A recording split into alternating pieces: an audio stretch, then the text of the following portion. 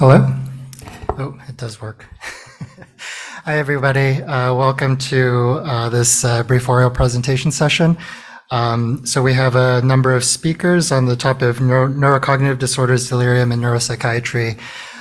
So we have 4 speakers today. The speaker for guanfacine had to withdraw, wasn't able to travel. The speaker for the guanfacine study is not able to travel, so will not be presenting. We'll have four topics. Each speaker will get 15 minutes. That will give us about half hour at the end for questions. So we'll start with Aniruddha Dekka, a retrospective study of the use of clonidine in the management of delirium.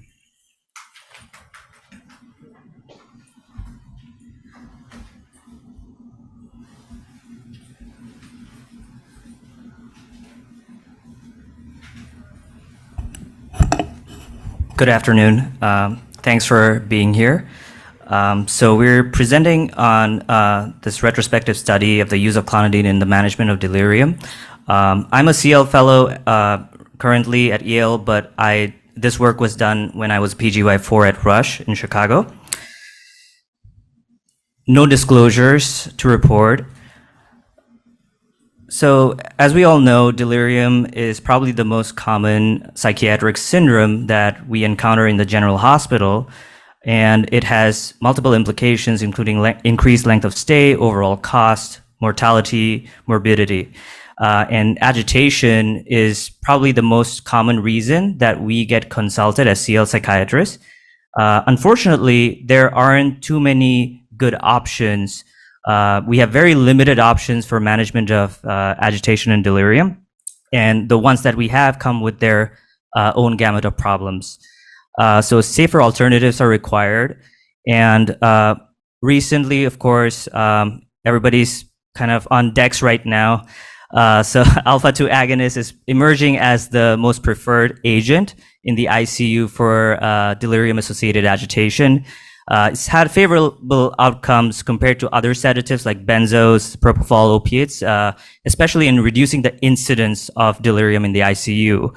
So we wanted to kind of see if what about the other alpha agonists, and including clonidine and guanfacine. We chose clonidine.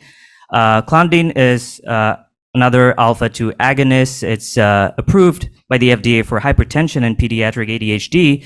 Anecdotally, it's been used for delirium, but there is not a whole lot of data regarding it. So we wanted to look into that. So we conducted a retrospective chart review from January 2018 to March 2022. Around April, we kind of started looking at the charts. We kept the inclusion criteria broad just because we expected that it would be hard to find patients who were on clonidine and had delirium. So the inclusion criteria was patients in the hospital who were diagnosed with delirium while in the hospital and were receiving clonidine for delirium-related agitation. The exclusion criteria included purely hypoactive delirium, also people who received less than 0.1 milligrams in 24 hours. If people were on less than 48 hours on the clonidine, they were excluded. And also if it was being used for any other indication, or if the clonidine was already on, the patients were already on clonidine before the onset of delirium. So for the primary outcome measures, we looked at the change in the CGI severity, Clinical Global Impression Severity scale scores. What we did, we assigned it retrospectively. We had 3 main kind of time points. One was 24 hours before initiation of clonidine, 72 hours after initiation of clonidine, and at the time of discharge or discontinuation. And we had a 2-raters review system for this. Other primary outcomes included the frequency or emergency medications for agitation, and measures for length of stay after initiation of clonidine. Some of the secondary outcome measures that we looked at were utilization of antipsychotics and benzodiazepines, for which we used the chlorpromazine equivalence and lorazepam equivalence. We looked at the frequency of bradycardia and hypotension, the average doses, and we looked for any other moderators which might have changed some of the results or impacted some of the results. So this is the demographic data. We had a small N, it was 30, and it was rare to kind of find patient meeting our inclusion criteria despite keeping it very broad. Male to female ratio was 3:1, 50% were African Americans. We had a good mixture of mixed and hyperactive delirium, 2:1 for mixed. 70% of the patients were in the ICU when they were first seen by psychiatry, and 26% were on a vent when clonidine was first started. So this is a graph kind of showing the reduction, sequential reduction in the CGI severity scores from before initiation to midpoint, that is the 72 hours point, and then at discharge or discontinuation of the medication. And it was statistically significant reductions for both time points, and it went from a 6 to a 5 to a 4. Regarding the length of stay measures, the time to step down from the ICU after initiation of clonidine was about 15 days. Interestingly enough, for patients both in the ICU as well as in the non-ICU setting, when they were initially seen and were started on clonidine, the total hospitalization length after initiation of clonidine was also 15. The final clonidine dose, which was the final titrated clonidine dose for most of these folks, were 0.33, which is a fairly low dose that they were titrated up to.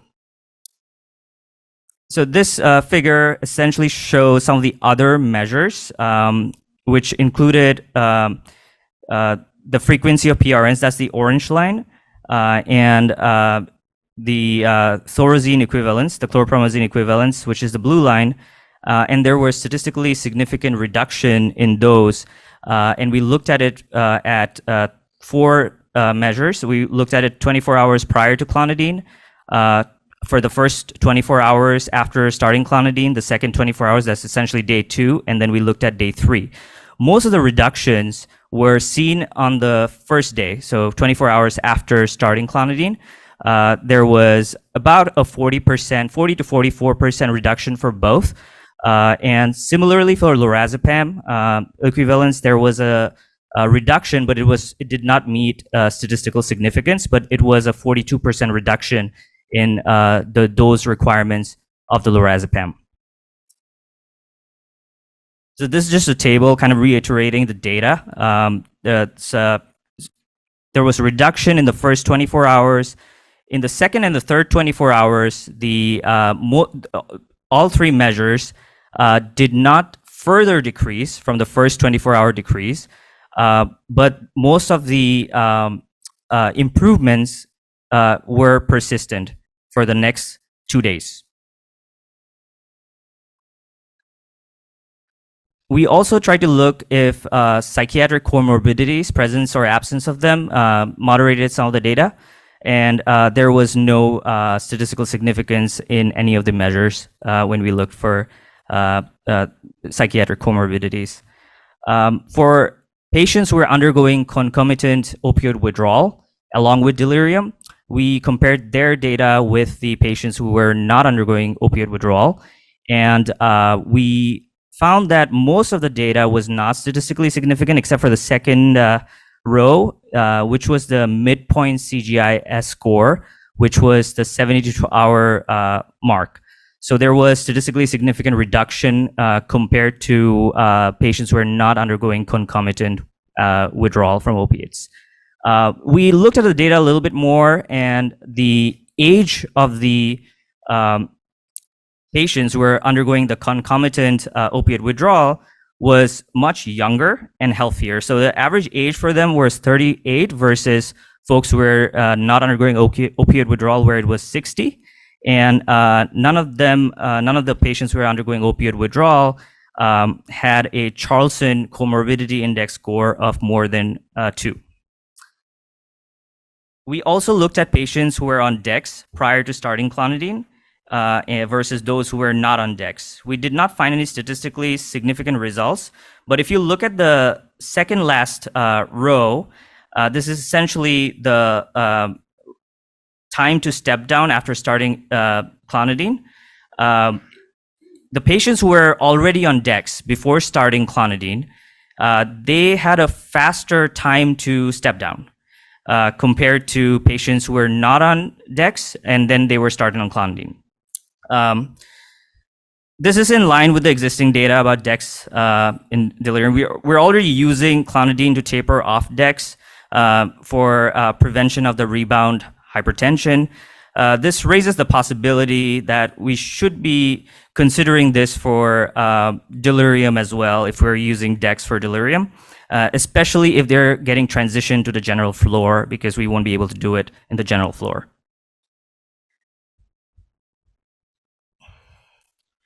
Safety, so that's something that we wanted to look at because of the concerns for hypotension and bradycardia. This was a small sample, but interestingly enough, we did not find anybody who had bradycardia after initiation of clonidine. We did have two patients who had hypotension, one of whom continued without any issues. They continued on the clonidine. One stopped. It was safe for the lower table. If you see for the Charlson Comorbidity Index, it was safe across the spectrum of comorbidities. Most patients had the clonidine discontinued before they were discharged from the hospital. And the most common reason for discontinuation was improvement, clinical improvement. We had two people who stopped due to side effects. One was the hypotension, and the other person had sinus pauses, but there were a bunch of confounders for that patient. They had received IV haloperidol 24 hours previously, 60 milligrams of that. They also were ultimately diagnosed with NMDA encephalitis, and they also, cardiology was involved and they were worried about underlying structural cardiac defects. So, the take-home points, the clonidine led to a significant improvement in the delirium-associated agitation with progressive improvements in the CGI scores. The overall trend was towards reductions in the antipsychotic and benzodiazepine requirements. Now, not all of those trends, especially for the lorazepam, or the benzodiazepines, were statistically significant, but anything which is even a slight reduction in that is clinically important in this vulnerable population, with benzodiazepine being an independent risk factor for delirium. The reduction in PRN requirements or emergency medication requirements was also significant, which is a surrogate measure indicating more stable control of agitation with less fluctuations. The effect, again, was quite rapid. It was in the first 24 hours where the largest magnitude of effect was seen. And clonidine was safe at the doses that we used. Now, our ending doses were quite low. There were minimal titration beyond the initial dosing, perhaps leading to the less significant improvement after the first 24 hours. Implication being that we should consider more progressive titration once demonstration of the tolerability is there in the first 24 hours. This data supports the efficacy of clonidine in those previously on Dex. Like I mentioned previously, this supports the role of alpha agonism in the management of delirium. We had a bunch of limitations. It's a retrospective chart review. It's a very small study. There were no comparison groups. There might have been an element of just improvement on delirium by itself. There were elements of subjectivity in assigning the CGI-S scores because it was done retrospectively, but we tried to reduce the subjectivity by a couple of things. So we did a little bit of training for the 4 residents who reviewed the charts, and there were 2 residents for each patient. So we did a training to kind of assign some anchors for the CGI scores. And if there was any disagreement about the scores, both residents simultaneously reviewed the chart and then came to an agreement. Something more objective, such as the Richmond agitation scale, would have been preferable, but it was just not there for most of the charts, and especially at specific time points. We also tried to make it more objective by adding the other objective measures, such as frequency of emergency medications and the antipsychotic and benzodiazepine equivalents. There were problems with generalizability, gender. It was more skewed towards males. There was 50% African Americans. and most received DEX at some point before initiation of clonidine. Most measures were not taken beyond the 72 hours, and more longitudinal follow-up would have been beneficial. So the main implications here, it can be an effective adjunct for the management of agitation and delirium. It helps with the reduction in the requirements of the antipsychotics and the benzodiazepines in this vulnerable population. It was fairly safe and well tolerated in our study. The doses were given pretty low. We have a growing body of evidence regarding alpha agonists in delirium, and I think that clonidine can find its role, especially in the non-ICU and step-down settings. And given these results, it could be considered higher in the algorithm for management of delirium. And also, I think studies on guanfacine and other alpha agonists should be looked into. Future larger studies, including RCT, should be done to look specifically at dose range and titrations for clonidine in this population, and also looking at other specific populations if there was any difference. And there is a potential to develop a similar algorithm as we already do now for tapering of DEX to prevent a rebound hypotension. We could possibly learn from that and consider that as an option when we are treating delirium and if somebody is already on DEX. So just wanted to acknowledge Ethan Ritz, who helped us a lot with the statistics. And these are the references. Thank you very much.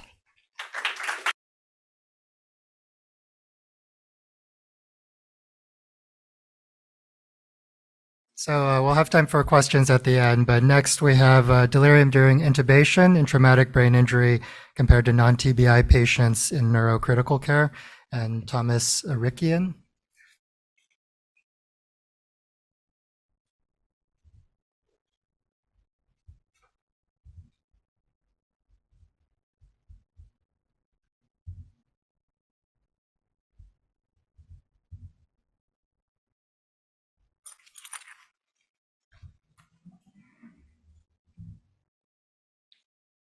Alrighty.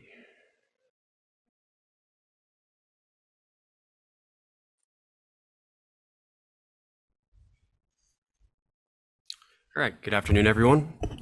Again, I'm Tom Arikian. I'm a fourth-year medical student at Loyola Stritch School of Medicine, currently applying to psychiatry residency. It's a pleasure to be here to present our findings of a study exploring delirium during intubation in traumatic brain injury compared to non-traumatic brain injury in neurocritical care. And this study was led by our PI, Dr. Maresh, who is also here with us today. Here's my disclosure statement. I have no financial relationships that create a conflict of interest. All right, so first for some background that will hopefully add on to what we've just heard in the previous presentation. So there are multiple complications associated with endotracheal intubation, including pneumonia, pulmonary infections, and sepsis. Additionally, a delirium is common in these patients and is associated with longer length of ICU stay, as well as mortality. One comprehensive study examining intubation data on ventilated severely injured trauma patients found an average time on mechanical ventilator of 7.1 plus or minus 11.3 days.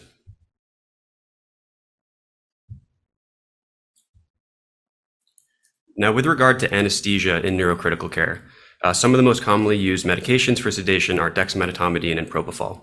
And again, as an alpha-2 receptor agonist, dexmedetomidines analgesic and anxiolytic properties are advantageous in reducing agitation during extubation, leading to decreased morbidity and facilitating extubation.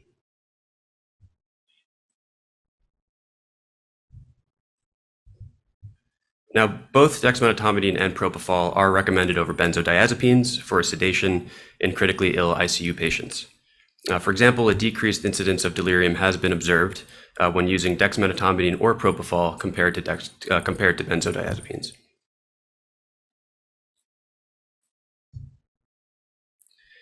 Now, overall, the literature regarding dexmedetomidine versus propofol use in postoperative delirium is mixed. A study performed by Maldonado et al. Reported that dexmedetomidine reduced post-op delirium compared to propofol, and observed that patients who developed post-op delirium experienced significantly longer ICU stays and longer total hospitalization. However, other investigators reported differing results regarding these two medications. One study showed a greater incidence of delirium in intubated MICU patients receiving dexmedetomidine compared to propofol. Another study showed similar duration of mechanical ventilation and length of stay for both dexmedetomidine and propofol. And a third study suggested that dexmedetomidine may reduce duration of mechanical ventilation.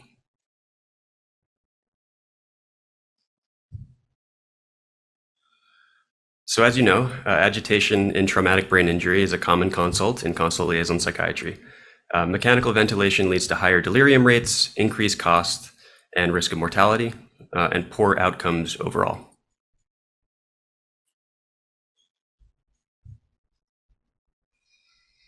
So the objectives of the current study were the following. First, to assess the impact of delirium on intubated TBI versus non-TBI patients.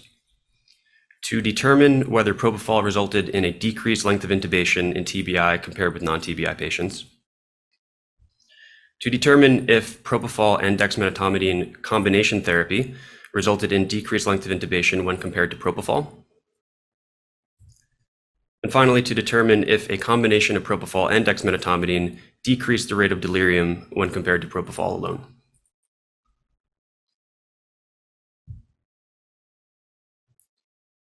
So we compared two studies that we recently completed. Study one was a retrospective analysis of the length of intubation time in patients with TBI on levetiracetam. And study two compared the impact of propofol and dexmedetomidine on delirium rate and length of intubation this time in non-TBI patients.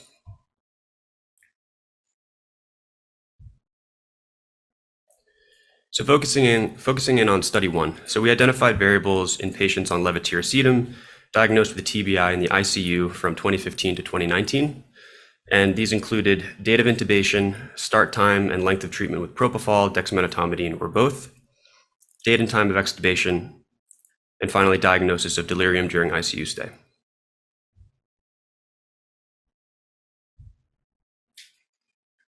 Regarding study two, again, we identified variables in intubated patients, but this time excluding TBI, in the neuro ICU from 2015 to 2020.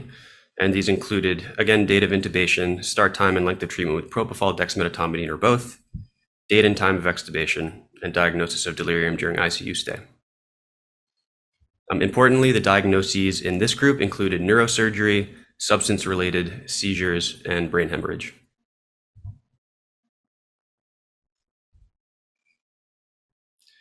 So in comparing the two studies, preliminary analyses examined characteristics and distributions of all the variables of interest, including delirium and length of intubation difference by medication group.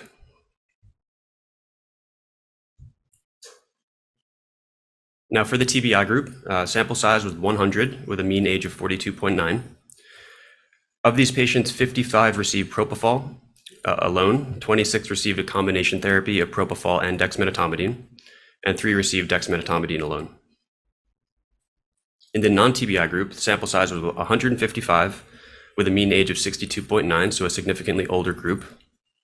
And of these patients, 87 received propofol alone, 56 received combination therapy, and 12 received dexmedetomidine monotherapy.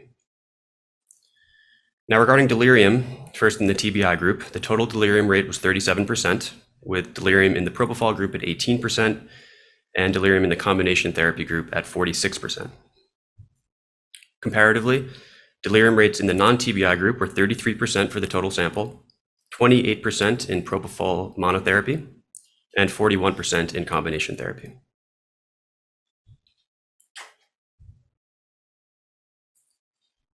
Now, length of intubation time was significantly longer in the TBI group at 4.67 days compared with 2.37 days in the non-TBI group.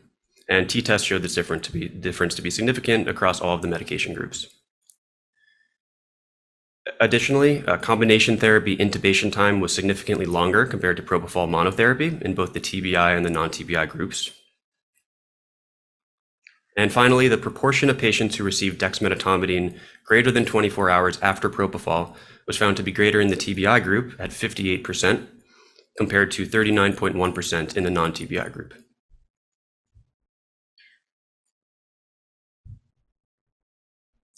So to highlight our key findings, delirium rate was increased in TBI compared to non-TBI.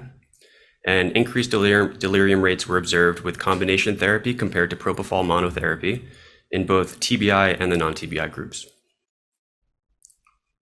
The total intubation time was prolonged in TBI compared to non-TBI, and combination therapy was associated with increased intubation time as compared to propofol in both groups. Finally, TBI patients were more likely to receive dexmedetomidine greater than 24 hours after propofol as compared to non-TBI patients. And briefly, in terms of limitations, again, as a retrospective chart review, there's limited ability to control for variables, analyze additional outcomes of interest. Of course, multiple other factors could have also influenced extubation in this study.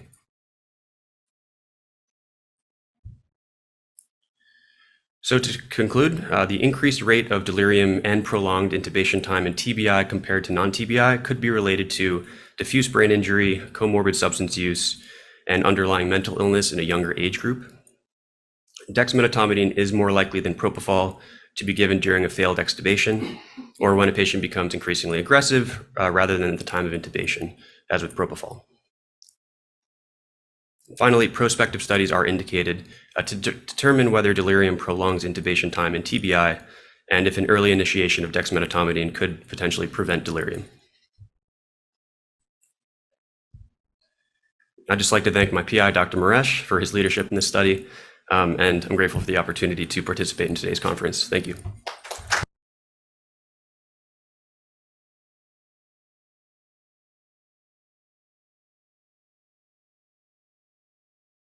Hello, and our next speaker, initial experience with AI-based video monitoring for delirium-associated factors in room environment, Michael Truma.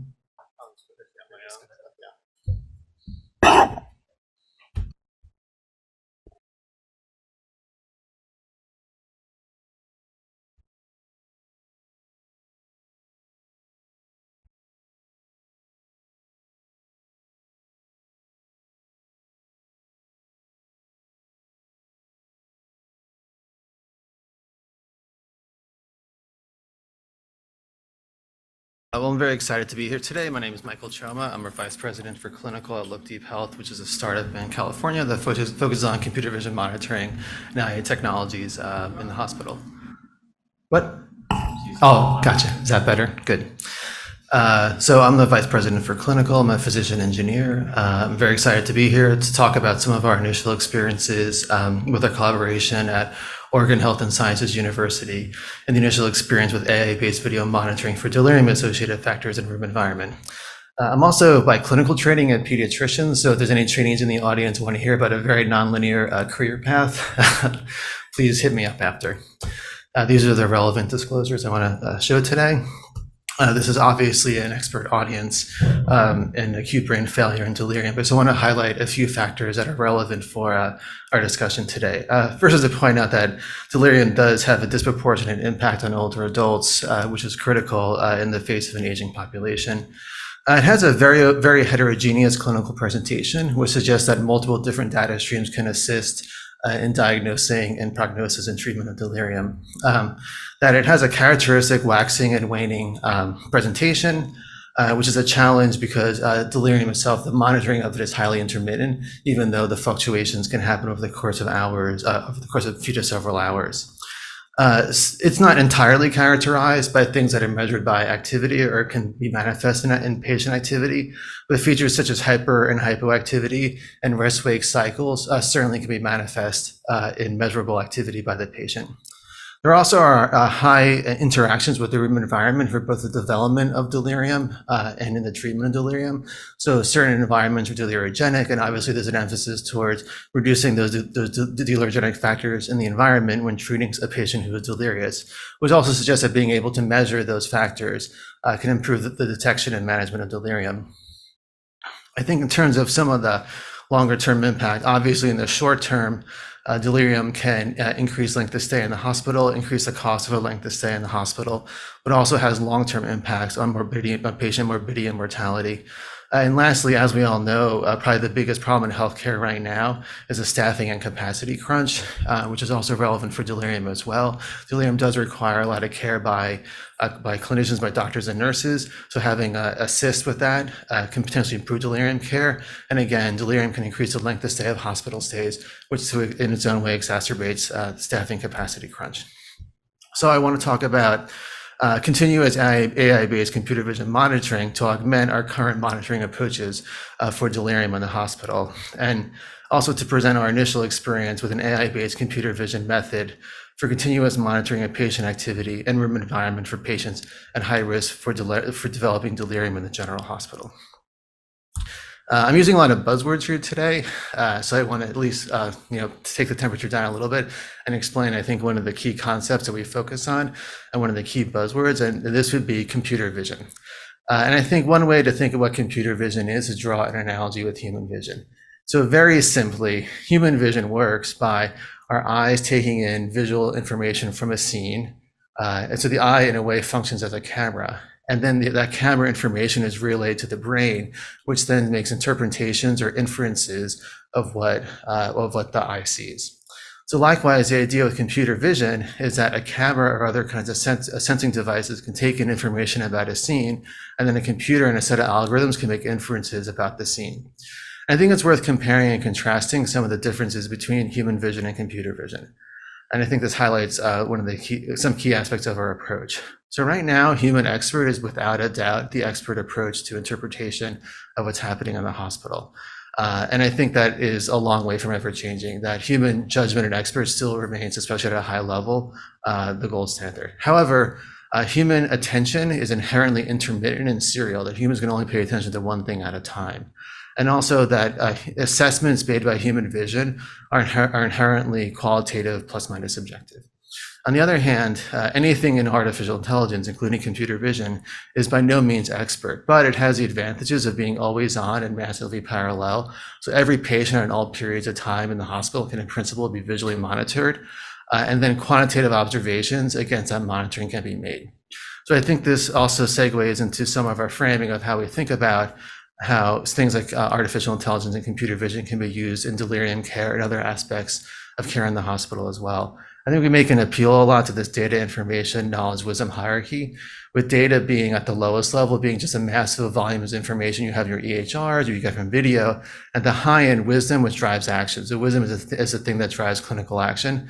So one of our key focuses in framing is to say that we can take large amounts of video information, such as patients transitioning in and out of bed, which was some video acquired during our study.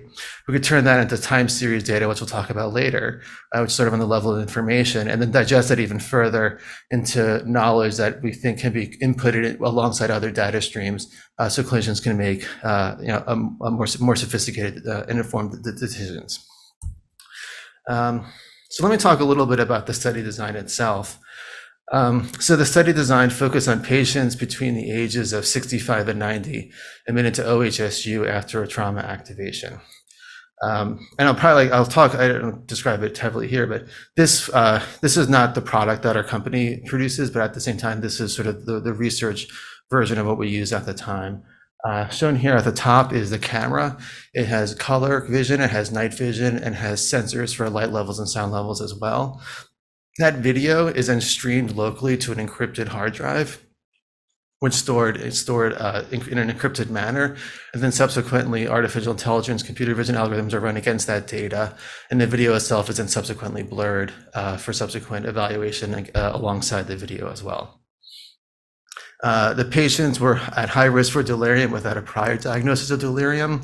They lacked any major neurocognitive disorder or major affective or psychotic disorders. The video were stored continuously on an encrypted hard drive, as I said, for up to 7 days. And we focus on quantifying patient and bedside activity, as well as a number of people in the room and room environment. So I just want to quickly review some of the types of AI computer vision data streams that we generate and analyses that are either automated or semi-automated. And these include video summaries of what happens in the room, some of the dense time series data that we generate, which focuses on the patient themselves, visitors in the room, including staff, and the hospital room environment as well. Talk about some of the graphical overnight reports that we make, and some of these sort of visual heat maps that can focus on motion. And then after this, I'll talk about some of the specific clinical vignette. So these are examples of the video summaries that are generated. We play them at 60 speed, so 1 minute plays in 1 second. So there is a little bit of a cartoonish effect of the motion, but I think after looking at these for some time, you can kind of get a sense of how to interpret them. So for example, on the top is a patient sort of around 1 in the afternoon, laying in bed, not moving. Of course, we can't tell if the patient's sleeping or not because you kind of need EEG data for that. But you can kind of get a sense that, at this time of day, the patient is not exhibiting activity. And then on the bottom, it's a patient sort of, 3 in the morning, fairly active, pressing on the call button, staff comes in, et cetera. So we consider this to be sort of the gold standard when evaluating the data. However, this is extremely information dense and too long to routinely watch. And I'll also talk about some of the more sophisticated summary methods a little bit later that we could use to review this kind of video.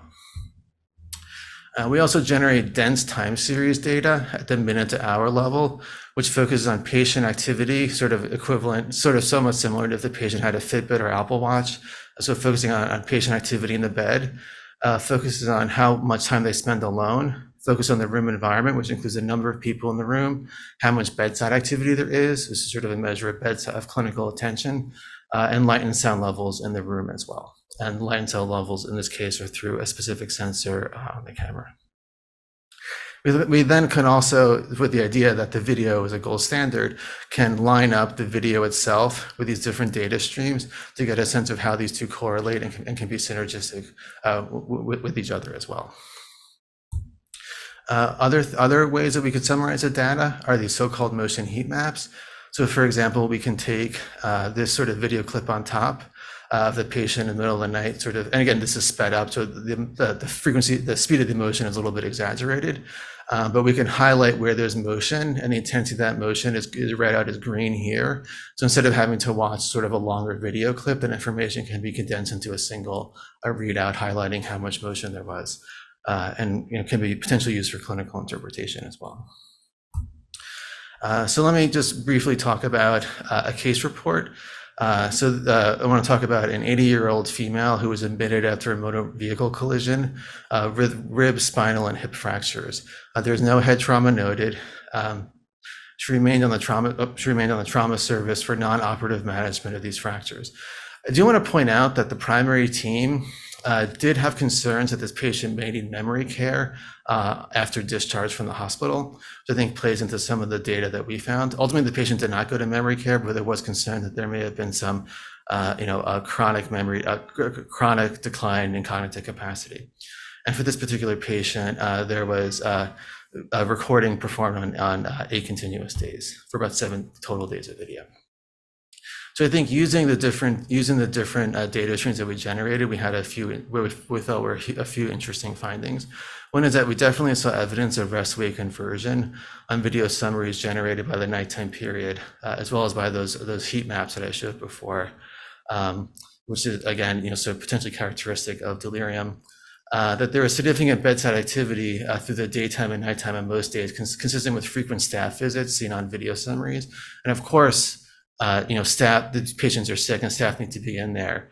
But I think also there's a goal to minimize the amount of interventions overnight.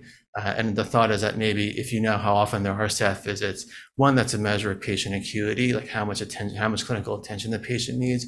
But then also that could be sort of like a speedometer feedback, so the floor team knows how often patients are getting visits. And then sort of moving on a little bit, we also generate these overnight reports, which talk about 3 dimensions of patient activity: their average motion overnight, the peak motion over any particular hour, and the percent time that they're active. And then also 2 dimensions that relate to the care environment: visitor minutes and peak bedside activity. And this allows us to compare night on night as well.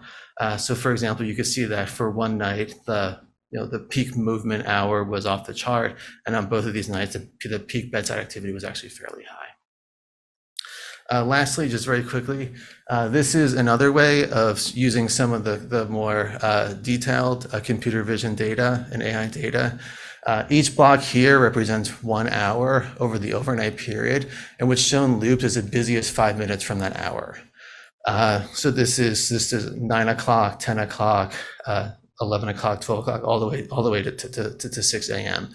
So this shows each block here is the busiest 5 minutes from that hour.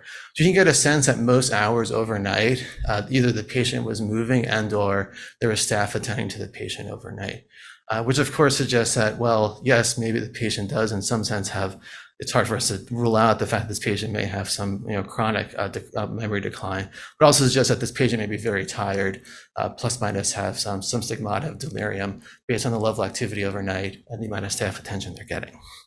And then lastly, we can enhance this a little bit more. This is sort of a mock-up where it shows the same data, but it's a few different things. One is that it ranks the hours, like the box, the ones outlined by red are the busiest 3 hours, the one outlined by green are the least busy, at least 3 busy hours, and the yellow are somewhere in between. And then on the top plot here shows a bedside activity throughout the night.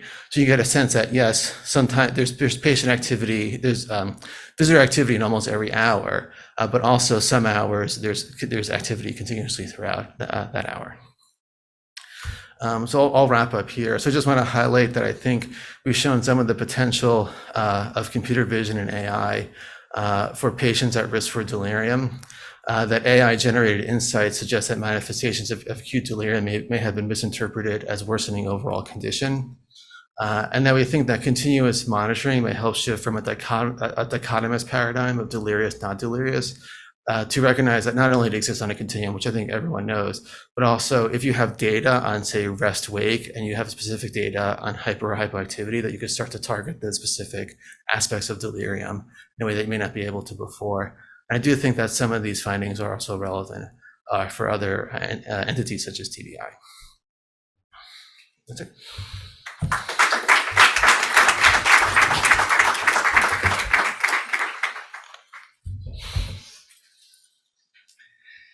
And now we have our final talk before we take questions. Metformin reduced delirium risk and all-cause mortality, a retrospective observational study.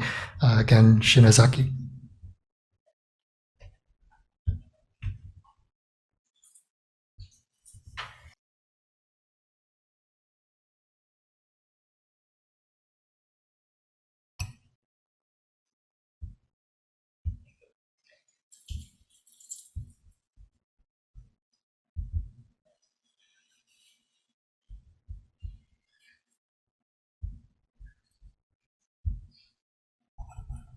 Okay, hello everyone. My name is Gen Shinozaki from Stanford University, and today, actually, I'm going to talk about a new topic. Usually, for last several years, I've been talking about my EEG study thing, but today I'm focusing on how we treat them. Okay, and this is my work collaborating with my lab members, including many talented postdoc and undergrads, and who won Travel Award, Pedro, and Nadia and Caitlin, who won Travel Award last year. So they got a many talented team. And actually this work was just accepted last week, so I'm excited. And actually the reviewer kindly suggested to change the title to make sure that, because the previous title says metformin associated with delirium. Actually that makes sound that metformin makes delirium worse, but actually it was helpful. So the potential benefit of metformin to reduce delirium risk and mortality. Okay. So that before going into detail, I do have a couple of disclosure. So I have been working on device development using EEG for detection of delirium and also prediction of outcome, including mortalities. For those work, Academy kindly gave me some nice award a couple of years ago. And also I have been studying epigenetics. So I'm doing epigenetics biomarker, and that has been replicated over 4 cohorts. So I'm very excited. And because the human EEG work was so working well, so one day I decided to apply to mouse model. So I'm using it to find hopefully find a good treatment.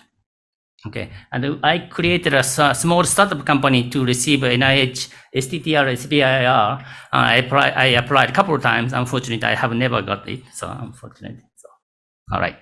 So the background, briefly, let me talk about my EEG study, because those are the cohort I have been dealing with. So I recruited those patients from University of Iowa when I was working there over 2016 to early 2020 until until COVID hit us. Okay, so I have already published a couple of papers about this topic. But the bottom line is I started using this small EEG device and getting electrodes for my for my forehead, and then like this, and published a paper to show that this device can detect delirium and also even can predict patient outcome by like 3 minutes recording from day one, like who's going to die after 1 year. And this has been replicated over many patients in even smaller device. And actually this has been replicated over 1,000 patients. So I'm hoping that, this is proven technology, so hopefully this can help patients in the future. And how we recruited so many patients, in the University of Iowa, I assembled an army of students who went to hospital, like you, went to hospital every day to recruit many patients. Probably like the beginning of 2020, we were so efficient that we are recruiting like 20 patients per week. So if COVID didn't hit, I could have like 1,000 more patients, but unfortunately we need to stop that. So because of that, I have like 20 undergrads in my team. Then I couldn't send them to the hospitals and what to do with it. Then I came up with the idea about metformin. Why metformin? Because there was a grant opportunity announcement from NIH asking for a mechanism, looking for the mechanism of metformin. Why? Because metformin is, as you know, like first-line therapy drug for treatment of diabetes. But there are a lot of literature showing that it's good for survival, even among cancer patients. I didn't know that. But, NIH announcement was saying that, hey, we do have a lot of data showing that metformin can prolong lifespan, even for cancer patients. But we do not know why. So why don't you look into that? So that was the announcement for the grant opportunity. Then I was not paying attention. I was not paying attention for that much. But then, because I got a lot of students, no task for them to do, then I thought maybe we should go. Okay, so this is an example, a lot of paper, multiple papers showing that metformin helping for mortality. Okay. Then I thought that if the metformin can prolong survival, maybe that can work as anti-aging. That was a notion as well in the NIH announcement. Then if it's anti-aging, that may potentially delirium, because age is a major risk factor for delirium. So that was my idea. So why don't we look at our previous cohort we recruited? So I asked my student to go back to retrospective child review over 1,000 patients. Okay. So the goal was to investigate the relationship between metformin and delirium risk. And also at the same time to investigate the history of metformin use can decrease mortality or not. Okay, so the method was simple retrospective chart review. So the duration, the patient was recruited over 4 years, roughly from 2016 to 2020 for my other EEG delirium study, and the location was the University of Iowa. And then total we recruited like 1,404 subjects, recruited either from EEG study or epigenetic study. The metformin use history, insulin use history, and diabetes status were obtained through electronic medical record, retrospective chart review. And also the type 1 diabetes and gestational diabetes were excluded and focus on diabetes type 2. Okay. The metformin positive group, we defined that as those who had a history of metformin use before enrollment or were taking metformin at the time of study enrollment to our cohort. Versus metformin negative group was no history of metformin use whatsoever. So like, for example, if patients were placed on metformin in the past, then they stopped it, they were categorized as a positive group. Okay. All right. Then because of our delirium study, we have already defined delirium using CAM-ICU, ICU, DRS and DOS, and also clinical description for medical records showing the evidence of confusion or mental illness, mental status change. Okay. So the results, the demographic was not that much difference. Total 1,400, non-diabetes 900, diabetes 500. Then among them, metformin user was 264, and no history metformin user was 242. Okay. All right. There's some change in the BMI, but largely those are similar characteristics. Okay. So when we first checked the prevalence of delirium among this group, comparing diabetes without history of metformin use and non-diabetes group, there was a huge difference. So technically, people with diabetes has higher rate of delirium.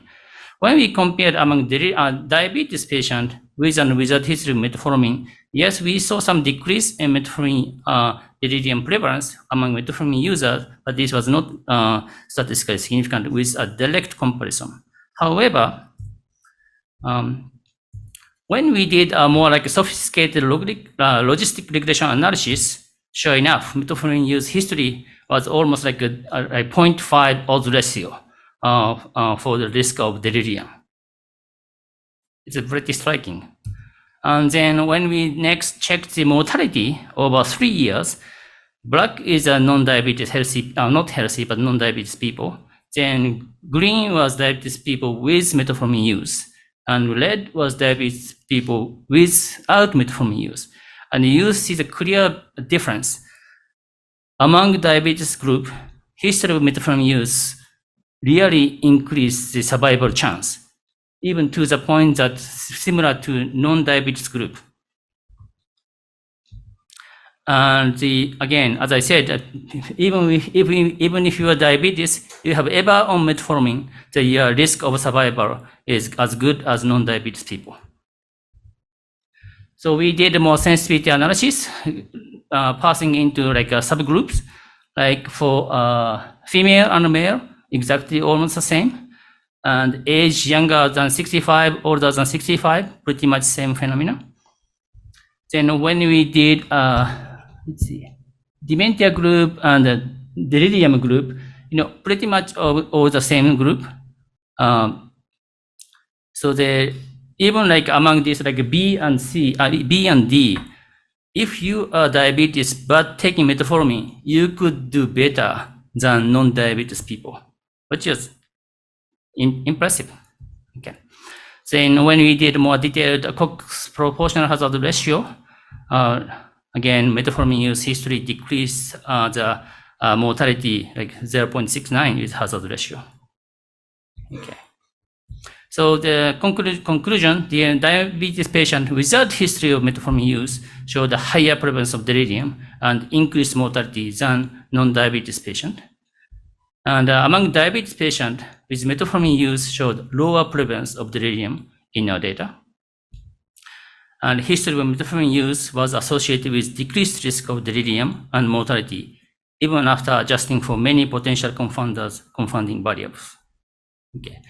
So there's a couple of limitations. So history of metformin use was obtained from electronic medical record, and also definition of delirium is not based on like formal DSM-5 criteria. And definition of diabetes is based on chart review as well. Okay. And we did not control for metformin dose or duration. Actually, when we looked into that, the shorter duration has less benefit, longer duration has more benefit trend-wise, but it does not statistically significant, so I didn't present that. Okay. And also, we did not look into other anti-diabetes medication use because the previous literature shows that already only metformin can improve survival risk. So we didn't bother to look into other factors. But we did check insulin, which was not affecting the result. Okay, so our data, of course, does not show the causality of the metformin use and risk of delirium mortality. But because this data is so significant, so in the future, it was checking if the future clinical trial using metformin potentially prevent the post-operative delirium could be of interest in the future project. So as I said, a lot of students worked for me and we published a lot of paper together. And then I appreciate their effort. And I moved to Stanford last year and with only one postdoc, but I'm rebuilding a new team. So hopefully we can get more data in the future. Thank you very much.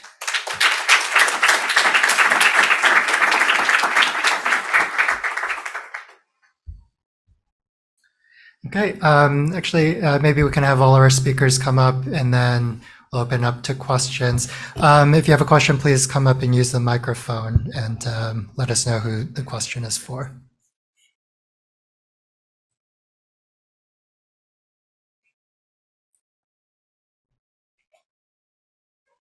Hi, question for Dr. Choma about the recording technology. So as you were talking, I started to think about, the opportunities to use that almost, as a predictive means of who might be going down the path to delirium. I wonder if you have an estimate of like a daily cost for monitoring and then graph generation.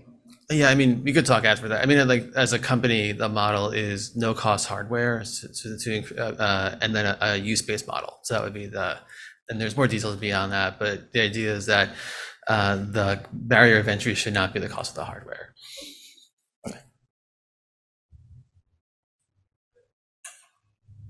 Hi, thank you very much for the talks. Dr. Shinozaki, I was wondering, did your team look into A1C values? Yes, we use A1C. I think I might have included in the analysis. I might have skipped, but the result was not that much difference. Yeah, Oh, okay. Yeah. Hi, thank you. Dr. Shinozaki, I noticed that your sample didn't include any patients that were on metformin but did not have diabetes, like patients who take it for weight control.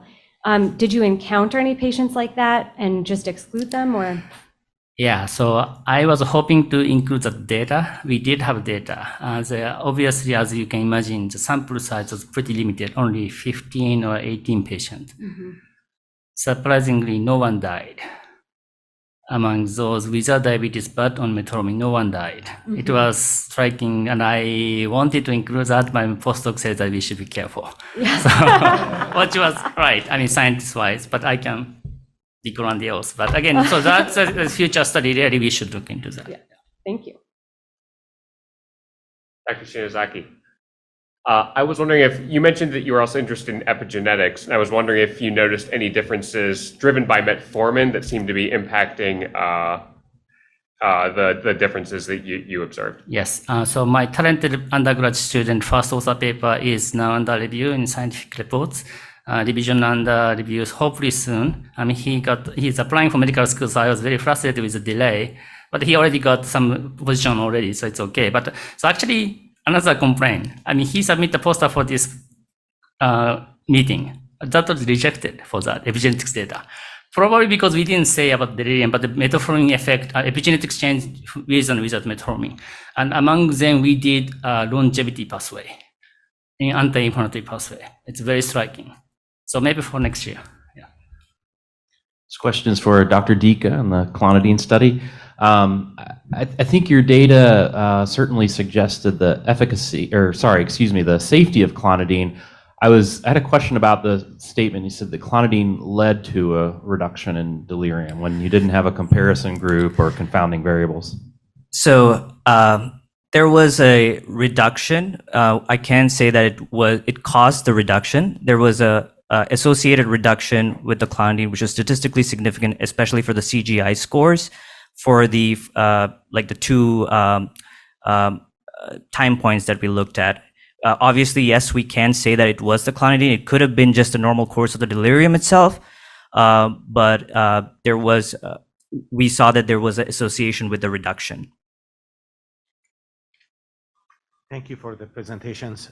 This question is for Dr. Shinozaki, again, about the metformin. So, two questions. One, you're suggesting that metformin decreased the delirium and mortality in diabetes, but have you compared it with adequate control of diabetes with other measures, including insulin? Because it may not be the metformin, it may have been controlling the diabetes that decreased delirium and mortality. This is one. The second, what do you think is the proposed mechanism for why it does that? Yeah, so it goes to, I think, the same with A1C. So we try to look at the A1C to compare the level of control of the diabetes. And there was not that much influence of that. So I don't think that was a direct influence of the mortality. Then in terms of mechanism-wise, no one knows how metformin works. It's a pretty diverse mechanism of function it has. But one of the mechanism of function is believed to be anti-inflammatory. So those are pathway we need to identify. So that's why I looked into the epigenetics pathway, and which was supporting some anti-inflammatory pathway function as well. I want to follow up on that real quick. So the anti-inflammatory properties of metformin, I think, we're scratching the surface. Some of the GLP-1 receptor agonists, however, we're seeing a little bit more robust data in that realm. Do you foresee adding it as a potential arm in a future study? Do you know of anybody who's looking at GLP-1 receptor agonists in delirium prevention, treatment, or anything along those lines? And as you know, delirium research is so limited, so that's why we need to do more. So in terms of function-wise, I do not know about those like pathways specifically, if other people are working on that, but I'm really interested in how we can identify the real benefit from metformin. So that's why I'm using mouse model. So I'm trying to use mouse models and look into molecular function and try to pin down what the pathway really working for that.